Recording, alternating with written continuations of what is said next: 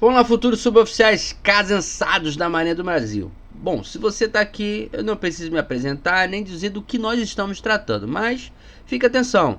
Esse aqui já é o 7º vídeo da sequência de direito constitucional. Vou tentar ser o mais rápido possível, porque infelizmente aí o Mega pegou uma gripe e atacou a garganta. Então estou tomando um remédiozinho aí, mas não vou deixar a família naval na onça. Porém, aquela acelerada que eu falei vai deixar para depois do Natal. Amanhã não tem vídeo e dia 25 também não. Então, lembrando que hoje é dia 23 de dezembro de 2022.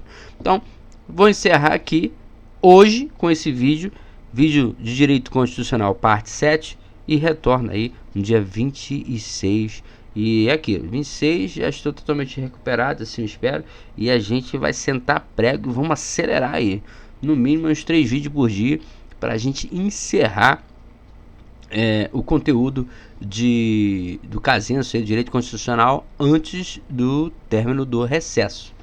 Então vamos lá, lembrando que esse Casenso aí também vai servir para outras turmas também, então você só desconsidera o período, né? Vamos lá. No vídeo passado a gente falou até deveres fundamentais, né? Lá por volta da página 75. Nesse vídeo a gente vai começar aqui, ó, página 77, porque aqui vem apresentação, gabarito dos questões anteriores, não nos interessa. Nesse vídeo eu vou falar sobre os direitos, descrever alguns direitos. Não vai dar para falar de todos, gente, porque minha condição aqui não está muito legal hoje, mas eu prometo que a gente vai tentar chegar até aqui, ó, princípio da legalidade, os 4. No próximo vídeo a gente vai matar isso aqui tudo, que eu já vou estar melhor. Bom, então vamos lá, só para cumprir a promessa de todo dia ter vídeos para vocês estudarem. Direito à vida, direito à liberdade e princípio da igualdade, e por último, princípio da legalidade. Lembrando que não são só esses os direitos que são abordados na sua bibliografia. Todos esses outros que a gente vai bater em vídeos posteriores também são. Então vamos lá. Uma pequena introdução que fala muito do conteúdo, é apenas uma introdução.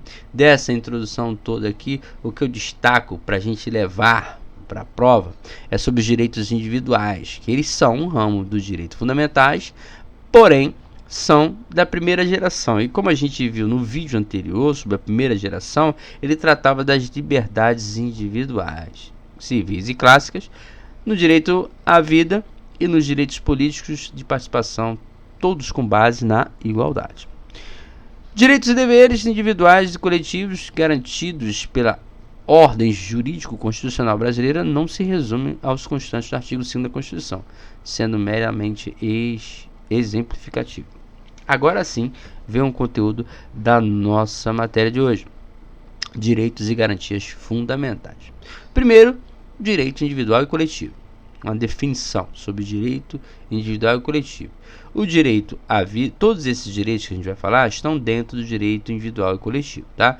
Nesse caso, hoje falaremos do direito à vida, direito à liberdade, princípio da igualdade e vamos fechar aqui no princípio da legalidade. Então vamos lá. Direitos individuais e coletivos, o que são? O que a gente tem que entender sobre direito individual e coletivo? É que ele está em todo o texto constitucional, não apenas em um ponto específico. Por que você tem que levar isso para a prova? Porque pode haver uma questão em que ele dê a entender que o texto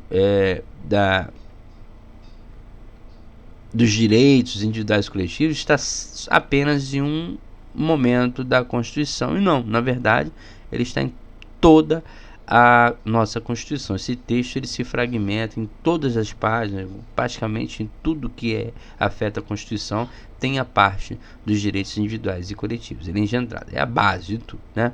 E aí ele vai dar uma desculpinha aqui para falar que não tem a intenção de formar bacharéis em direito, aquilo que a gente já sabe, tá?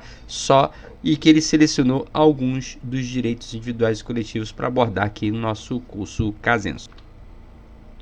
O primeiro deles que ele trata é o direito à vida. É um direito composto no caput. Quando for o caput, é a cabeça do artigo, tá? No início do artigo, é o caput.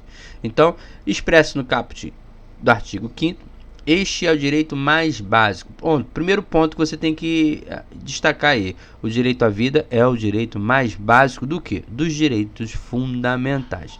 Por quê? Bom, sem vida, nenhum outro direito pode ser gozado. Se você não está vivo, você não pode gozar de nenhum outro direito. Então, o direito mais básico é o direito à vida. Mas ainda assim, aí ele fala que não pode ser cogitado. Se você não tem o direito à vida, nenhum outro pode ser gozado ou cogitado.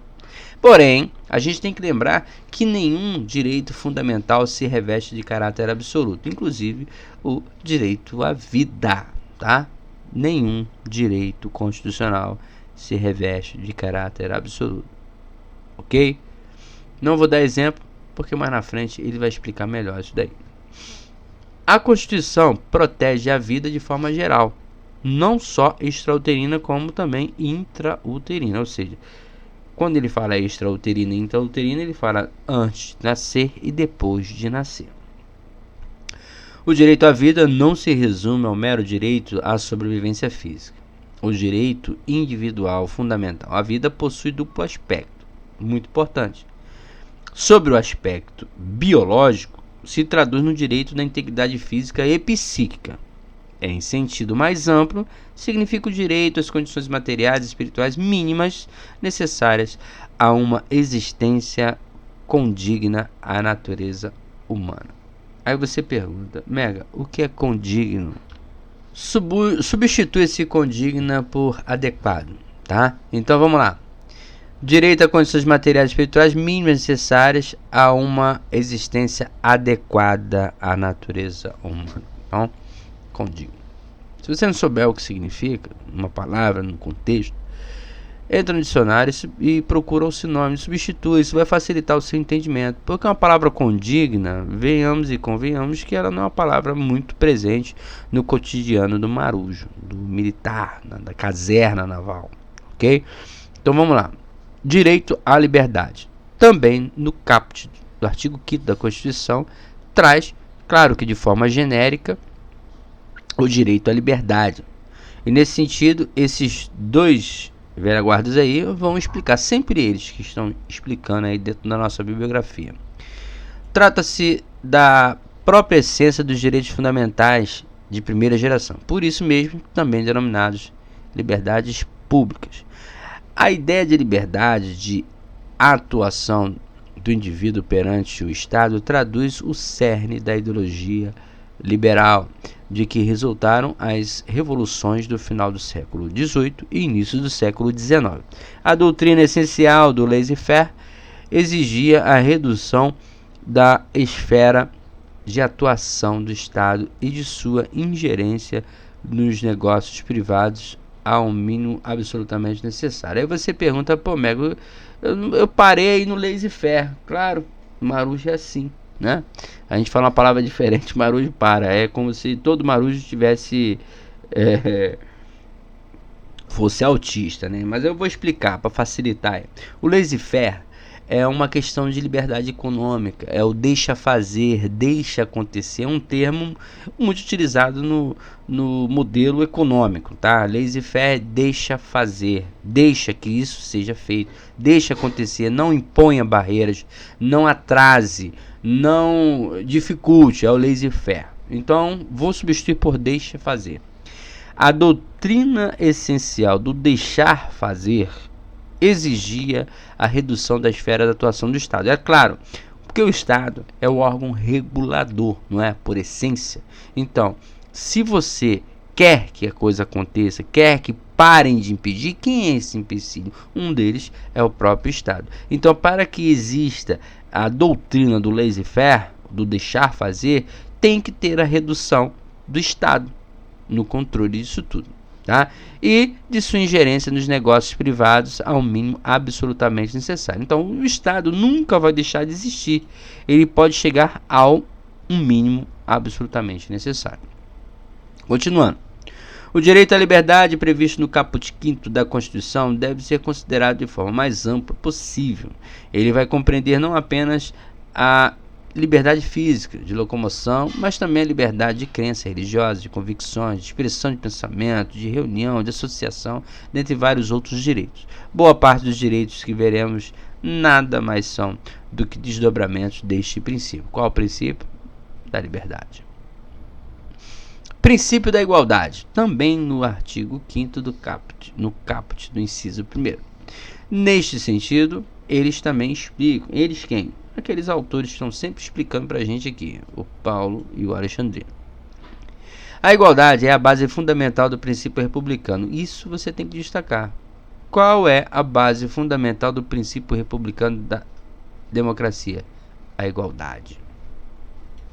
Tão abrangente é esse princípio que dele inúmeros outros decorrem diretamente, como a proibição ao racismo, a proibição à diferença de salários, do exercício de funções e de critério de admissão por motivo de sexo, idade, cor, estado civil, a proibição de qualquer discriminação no tocante ao salário e critérios de admissão do trabalhador portador de deficiência, a exigência de aprovação prévia em concurso público para investidura em cargo ou emprego público. O princípio é ela isonomia tributária e muitos outros, etc. Porém, temos que observar que a nossa Constituição busca garantir não somente a igualdade formal, mas principalmente a igualdade material. Aí a gente tem a questão formal e material no vídeo anterior. Caso você não entenda, volta lá, dá uma olhadinha, você vai ter uma parte que explica sobre igualdade material e também o formal. Não é exatamente igualdade, mas ele fala sobre aspectos da Constituição formal e material. O princípio da igualdade determina que seja dado tratamento igual aos que se encontram em situação equivalente e que sejam tratados de maneira desigual os desiguais, na medida de suas desigualdades. Como assim? Você já pensa logo em racismo. Calma, que a gente vai ver exatamente esse ponto um pouco mais à frente. Ele obriga tanto o legislador quanto o aplicador da lei. Novamente, o Paulo e o Alexandrino nos explicam o que é isso.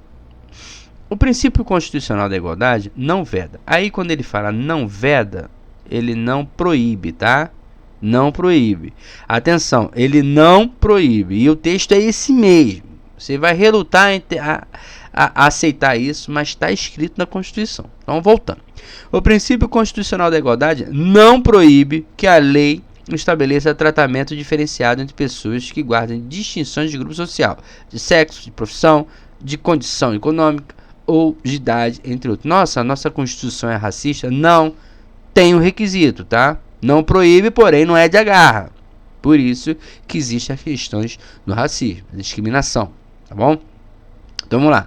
O que não se admite é que o parâmetro diferenciador seja arbitrário. E tá aí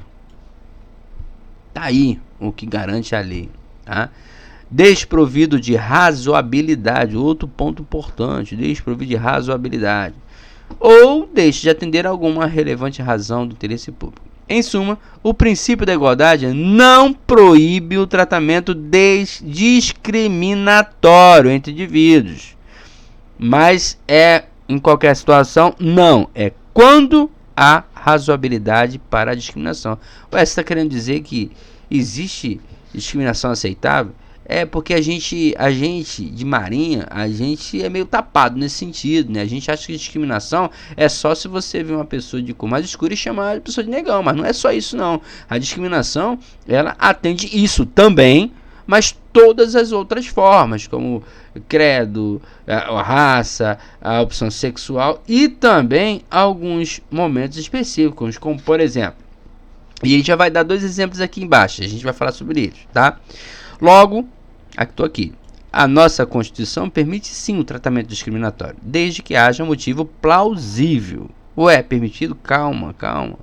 Não fica se estressando não, calma que a gente vai entender bem esse contexto. Como as políticas de ação afirmativa no sentido de se assegurar a igualdade material e não apenas a formal entre indivíduos. Está aqui. Ação afirmativa é aquela ação que o Estado faz para o povo, que ele é cobrado. A negativa é que ele é proibido de fazer, né? Então, ele dá como exemplo aqui a Lei Maria da Penha e o sistema de cotas raciais. Sim, o sistema de cotas raciais Maria da Penha não sou eu que estou falando, é a sua bibliografia. É sim um tratamento discriminatório. Não estou falando, está escrito aqui, tá? Como exemplo da sua bibliografia. Mas eu concordo, porque olha só, a partir do momento que você impõe um sistema de cotas raciais, você discrimina as cotas, discrimina aqueles que não fazem jus a essas cotas. É uma maneira discriminatória. Só que essa maneira discriminatória, e a sua publicação diz, ela tem um motivo plausível. No caso das cotas raciais, é uma reparação centenária, vamos dizer assim.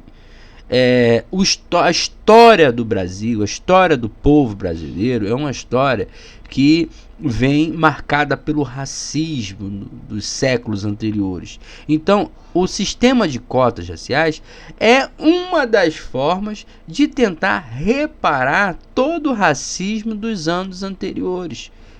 É uma das formas. Entendeu? É assim que é entendido. Então, nesse sistema, nesse tratamento discriminatório, ou seja, racial, possui sim um motivo plausível. Outro motivo, outro tratamento discriminatório é a Lei Maria da Penha. Você não vê ninguém na delegacia de polícia pedir a Lei João da Penha, né? Você conhece a Maria da Penha, a Delegacia da Mulher. Mas isso também existente, motivado por algo plausível, que seria o quê? O excesso de ações, de ocorrências que mulheres que consequentemente são tidas como sexo frágil, sofrendo agressões dos seus respectivos parceiros. Isso gerou uma necessidade de uma lei que garantisse a condição física, os direitos básicos dessa mulher, que inclusive de não ser morta, não ser agredida e tudo mais. Então, a Lei Maria da Penha existe e o sistema de cotas raciais também. Aí, gente, deixando bem claro, eu não estou aqui para dizer o que é certo, o que é errado, o que eu concordo e o que eu não concordo, tá? Eu não sei, eu não vou dizer se eu concordo com cotas raciais, se eu não concordo, eu vou dizer o seguinte, está aqui na publicação e a interpretação é essa aqui, tá? E isso não vai cair na sua prova também, então sugiro não ficar se atendo a esses pontos. Só lembrando que existe tratamentos discriminatórios e é tido como exemplo na sua bibliografia a Lei Maria da Penha e o sistema de cotas raciais. Continuando. Ainda quanto ao princípio da igualdade, não há qualquer impedimento a tratamento discriminatório em concurso público, desde que haja razoabilidade para a discriminação, em razão das exigências do cargo, restrições como a fixação de idade mínima e máxima e de altura mínima, previsão de vagas exclusivamente para determinado sexo e outras podem ser previstas em concursos públicos, desde que as peculiaridades das atribuições do cargo justifiquem.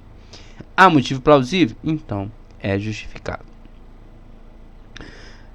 A cláusula súmula 683 do STF, a qual dispõe que o limite de idade para inscrição em concurso público só se legitima em face do artigo 7º da Constituição, quando possa ser justificado pela natureza das atribuições do cargo a ser preenchido. Então, o cargo exige que sejam pessoas maiores de 18 anos. Então, não vai poder se inscrever ninguém menor de 18 anos. Esse é um exemplo.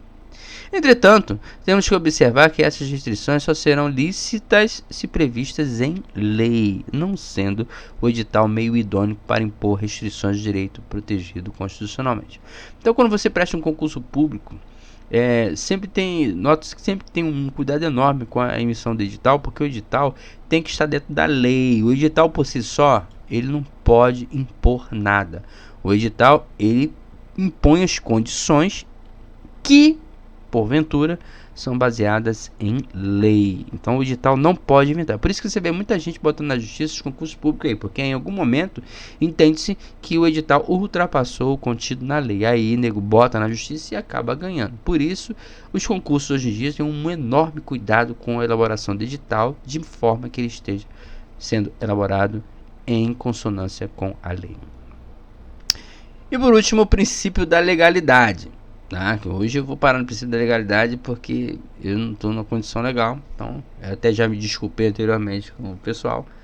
Estou fazendo esse vídeo aqui só para cumprir o prometido. Mas depois do Natal, hoje é dia 23 de dezembro, nós estamos iniciando o recesso aí, recesso não, um período de Natal, Ano Novo. Então prometi aí que a gente vai dar uma acelerada no Casenso para a partir do mês de janeiro a gente já começar com esse conteúdo finalizado para fazer somente exercícios aí, alguns apontamentos finais, né, e entrar em exercícios e simulados para a segunda prova do Casenso. Então vamos lá, voltando, princípio da legalidade. Também no artigo 5º da Constituição afirma que ninguém será obrigado a fazer ou deixar de fazer alguma coisa senão em virtude de lei. Aí novamente o Paulo e o Alexandrino vão explicar. Trata-se do princípio da legalidade, base direta da própria noção do Estado de Direito, implantada com o advento do constitucionalismo. Aí vem um porquanto. Negritei o porquanto aqui, destaquei para você entender que onde lê esse porquanto, você lê porquê, tá? Uma conjunção explicativa ou causal. Então, por quê? Implantada com o advento do constitucionalismo, porque acentua a ideia de governo das leis, expressão da vontade geral e não mais governo dos homens. Então, expressão governo das leis e não governo dos homens, em que tudo se decidia ao sabor da vontade, dos caprichos, do arbítrio de um governante. Então, era o monarca, né?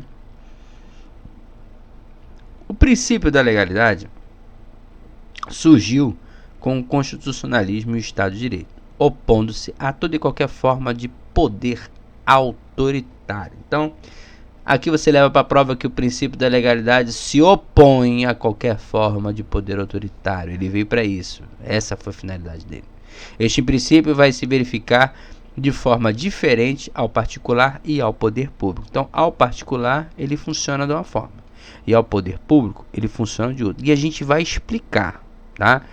Já adiantando, ao particular, por exemplo, você vai entrar numa propriedade, a propriedade é privada. Vamos supor que não está escrito em lugar nenhum que é proibido invadir a propriedade privada. Então, se não está escrito que não pode para o particular, então pode. É a história do quem cala consente. Se não falou nada, se não proibiu, é porque pode. Já para o poder público, não. O poder público tem que dizer que pode para ele poder fazer. É diferente. É exatamente o contrário. Para o particular, tem que estar escrito que não pode para ele ser impedido. E o poder público tem que dizer que pode para ele poder fazer. Se não está escrito que pode, então ele não pode. Mas vamos lá, como é que ele explica isso? No âmbito das relações particulares, pode-se fazer tudo o que a lei não proíbe. Particulares, relações particulares, tudo que a lei não proíbe, se não está escrito que é proibido, então pode fazer. Vigorando o princípio da autonomia da vontade, lembrando a possibilidade de ponderação desse valor com a dignidade da pessoa humana e, assim, a aplicação horizontal dos direitos fundamentais nas relações entre particulares, conforme estudado. Já no que tange à administração, que é o poder público, né? Esta só poderá fazer o que a lei permitir. O poder público só pode fazer o que a lei permitir. Deve andar nos trilhos da lei, corroborando a máxima do direito inglês. Aí eu não vou pagar esse mico de ler isso aqui, não. Vocês depois veem a leitura aí. Trata-se do princípio da legalidade escrita, que, por seu turno, não é absoluto. Existem algumas restrições com as medidas provisórias, o estado de defesa e o estado de sítio. Esse estado de defesa e estado de sítio a gente viu no vídeo anterior. Resumindo, o princípio da legalidade nos diz que o particular é lícito fazer tudo aquilo que a lei não proíbe, enquanto o poder público só é permitido fazer o que a lei autoriza. É o que eu expliquei anteriormente aí. Comentar. Gente, infelizmente eu vou encerrar por aqui, porque eu já estou no meu limite de garganta aqui, resfriado, tá? Espero estar totalmente recuperado no dia 25 ou 26 para a gente retomar aí os nossos vídeos. Desejo a todos um excelente Natal, né? E não vou desejar Feliz Ano Novo, porque a gente vai se ver ainda antes do Ano Novo. Vamos reunir aí, essa reunião, esse estudo antes do Ano Novo. Um pequeno detalhe para você que ainda está na onça do trabalho de conclusão de curso, do pré-projeto, né? Se tá na onça. Para você que mora em Natal, especificamente Natal, procure o Sargento Anaximandro, fuzileiro naval MU. Ele é altamente gabaritado para orientar você aí na resolução, na elaboração desse programa. Eu diria que esse Anaximandro, você fala assim, pô, o cara é naval, vai ajudar, pô, vamos deixar de preconceito, certo? O cara é naval, mas o cara é doutor, tá? Já fez diversos artigos, o camarada tem orientando, o camarada tem uma vida acadêmica muito ampla, então altamente gabaritado para ajudá-lo a elaborar o seu pré-projeto. Por restante do pessoal, infelizmente, eu só tenho conhecimento do Anaximandro e está servindo atualmente em Natal, tá? Então fica aí minha dica, se você está na onça ainda, procure ele. Ele vai poder orientar de forma correta. Cuidado, gente, o seu pré-projeto ele vai passar por um programa anti-plágio. Então, nós temos o hábito de botar safo, de mulher, a caserna, o velha guarda. Não se engane não, tem gente que escreve isso no pré-projeto. Então, são linguajar marujês, vamos chamar assim, linguajar marujês, que se começar a bater no programa lá, o próprio programa vai botar que é plágio. E se você der mais de 50% de plágio, você é reprovado, tá? O programa vai estar lá, 10% de plágio. Aí você olha assim, pô, 10%. Pô, não tem como você escrever um texto onde nenhuma palavra esteja em nenhum outro lugar, certo? Agora, se o camarada botar lá e ver 80% de plágio, aí o seu trabalho é reprovado, tá? Então, muito cuidado com isso. Por isso a necessidade de você, se necessitado estiver, procurar uma pessoa gabaritada para poder dar uma olhada no seu trabalho antes de você enviar, tá? Eu sugiro que sempre dê para alguém olhar o seu trabalho, para que você não acabe sendo garfado aí por esse programinha aí, tá? E aí, o pessoal que mora em Natal, eu indico aí o Anaximandro. Se alguém conhecer algum outro camarada que preste esse tipo de serviço, que possa ajudar a família naval, manda pra mim aí no privado, no WhatsApp, no grupo Telegram, que eu distribuo aqui no canal, tá? Grande abraço e até o próximo vídeo. Casenso, só aqui no Megamente. Até o próximo vídeo.